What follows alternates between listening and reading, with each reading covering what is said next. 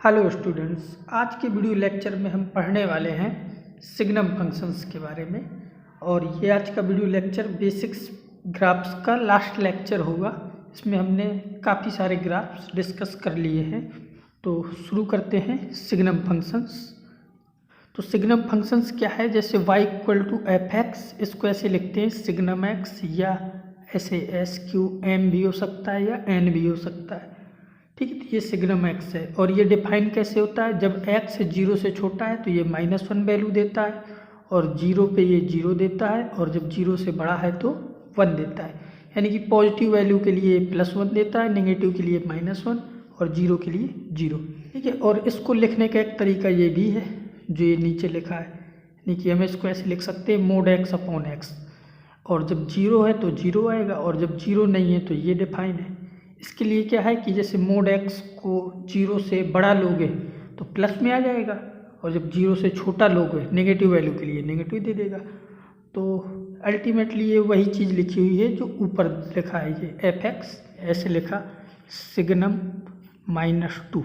ठीक है, तो -2 क्या है? 0 से छोटा है, और यदि 0 से छोटा है तो इसका आंसर क्या आएगा? -1। ठीक है, और जैसे हमने ऐसे लिखा सिग्नम 8। ठीक है, तो 8 क्या है? 0 से बड़ा, 0 से बड़ा यानी कि पॉजिटिव है, तो फिर इसका मान 1 होगा।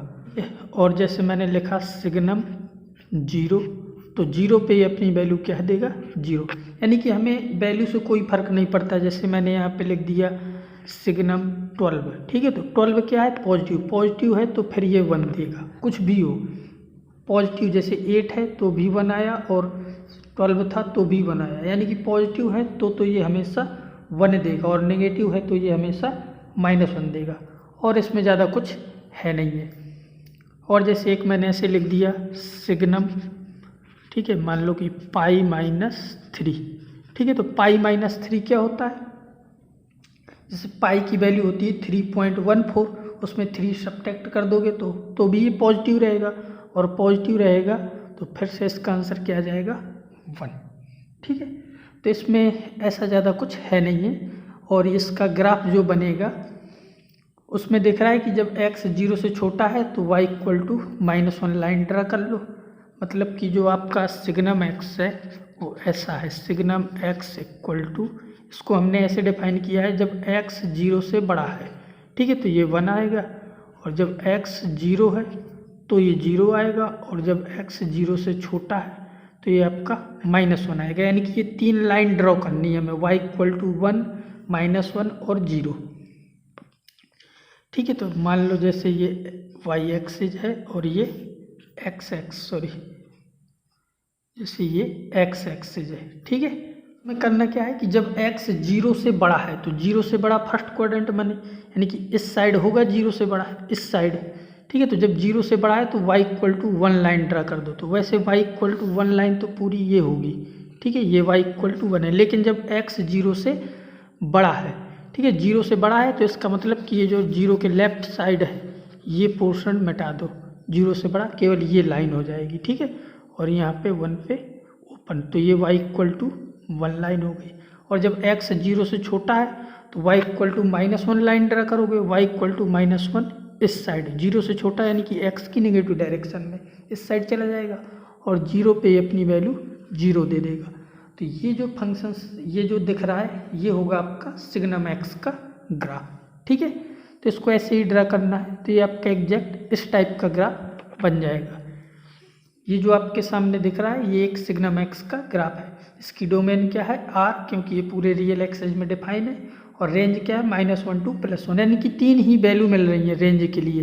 एक तो आपको ये +1 दिख रही है, और एक ये 0, और एक ये ये +1, और ये जो नीचे दिख रही है ये आपकी -1 है। ठीक है, यहाँ पे ये +1 गलत है, ये जो +1 लिख गया।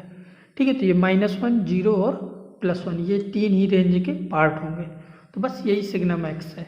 ये इसके बाद हम एक ग्राफ और देख लेते हैं जो कि डायरेक्ट पूछा जाता है इसमें। ऐसे ये है y = क्या है? x + 1/x। तो ये एक पिछली बार हमने जो क्वेश्चन कराया था वहाँ पे भी इसी ग्राफ को डिस्कस किया था, और तो यहाँ पे इसको भी आपको डायरेक्ट ऐसे रट लेना है। ये फंक्शंस क्या है, जैसे y इक्वल टू ऐसे दिया है आपके सामने, y इक्वल टू है x प्लस 1/x, ठीक है। तो जब इसमें x की वैल्यू 1 पुट करोगे, जैसे x बराबर 1 पुट किया, ठीक है, तो y आपको क्या मिल जाएगा, यहाँ पे y की वैल्यू मिलेगी 2, यानी कि 2 से स्टार्ट होगा और 0 पे अनडिफाइंड होगा। तो 0 पे यानी कि इस 0